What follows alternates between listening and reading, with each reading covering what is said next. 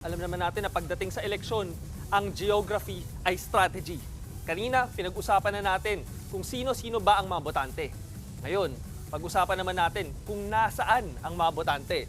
So kung makikita nga natin dito, pag pinag-usapan ng vote-rich regions, nangunguna pa rin ang Calabarzon, Central Luzon, National Capital Region, Central Visayas, at Bicol Region. So yung limang rehiyon na yan, suma total, meron ng 34 million registered voters o kalahati na ng 68 million na total registered voters. Kaya itong limang rehiyon na to ay babantayan natin mamayang gabi pagdating sa bilangan dahil kalahati na nga ng buong registered voters nasa limang rehiyon pa lang na yan. Kanina pinag-usapan ni Cha ang top 10 vote-rich provinces. Ngayon, pag tinignan natin sa mapang ito, yan nga yung top 10 vote-rich provinces, mapapansin natin mga kapatid na nasa NCR, Calabarzon, Region 4A, at Region 3, ang karamihan sa mga probinsyang yan.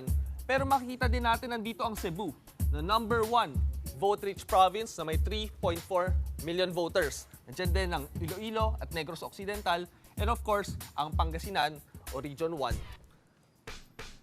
Pag tinignan din natin, ang total nitong 10 probinsyang to, nasa 21 million registered voters na, o 31% ng kabuang boto. Ibig sabihin, sa tatlong botante, isa ay nandito na sa top 10 vote-rich provinces. Kaya kung mapapansin ninyo mga kapatid, ang dalas bumalik ng mga kandidato sa Cebu, pabalik-balik yan dahil nga sa 3.4 million registered voters.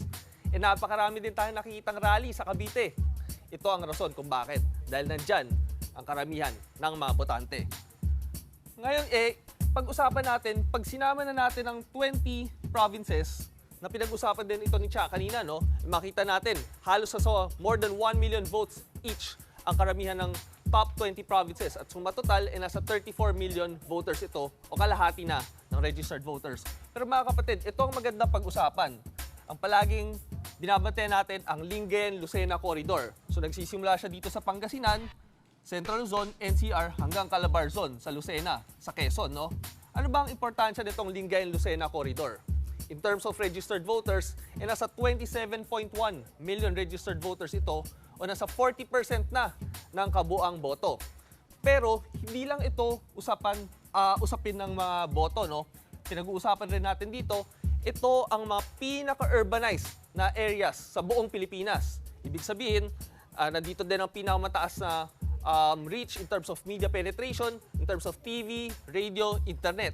Ibig sabihin, nandito yung tinatawag na market votes o yung mga botong in contrast sa command votes, no, na pagdating sa mga baluarte, inutusan lang. Ito yung iboboto natin. Dito sa market votes, by choice, no?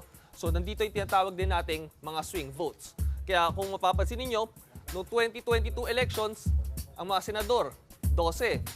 11 sa kanila ang nanalo dito sa Lingayen-Lucena Corridor. Ganon ka-importante itong corridor na to. Pangalawa, in terms of top 5 senators noong 2022, pinag-uusapan na si Robin Padilla, si Loren Legarda, si Raffy Tulfo, Win Gatchalian, Chis Escudero. Silang 5 rin ang nakakuha ng pinakamaraming boto dito sa Lingayen-Lucena Corridor. So napaka-importante talaga nitong mga areas na to, no?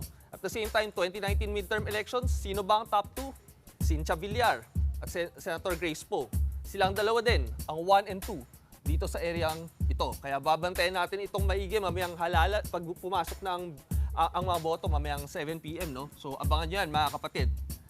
Next, pag-usapan din natin ang Solid North at Solid South. Ang Solid North, tatlong rehiyon yan. Ilocos Region, Cordillera Administrative Region at Cagayan Valley. Total of 7.1 million voters o 10% ng kabuang boto. Alam natin, baluarte ito ni Pangulong Marcos. At noong 2019, nag-number 1 din dyan si Amy Marcos. No? So babantayan din natin ito mamayang gabi kung mapapanatili yan ni Senator Amy Marcos. Pero si Robin Padilla noong 2022, isa rin ang nag-number 1 dito.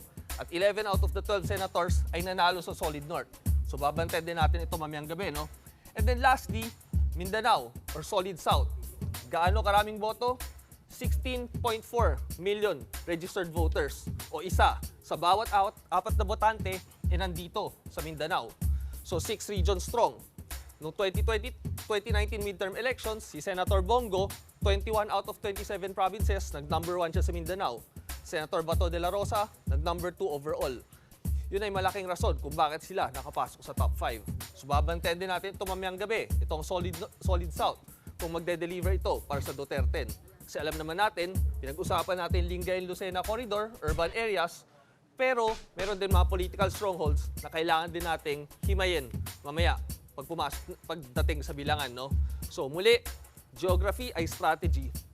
At ito nga, hinimay na nga natin kung nasaan ba ang karamihan ng mga boto na ating babantayan mamayang gabi pag pumasok na ang pagdating ng bilangan. No? So, ayan na muna, Angela. Bilang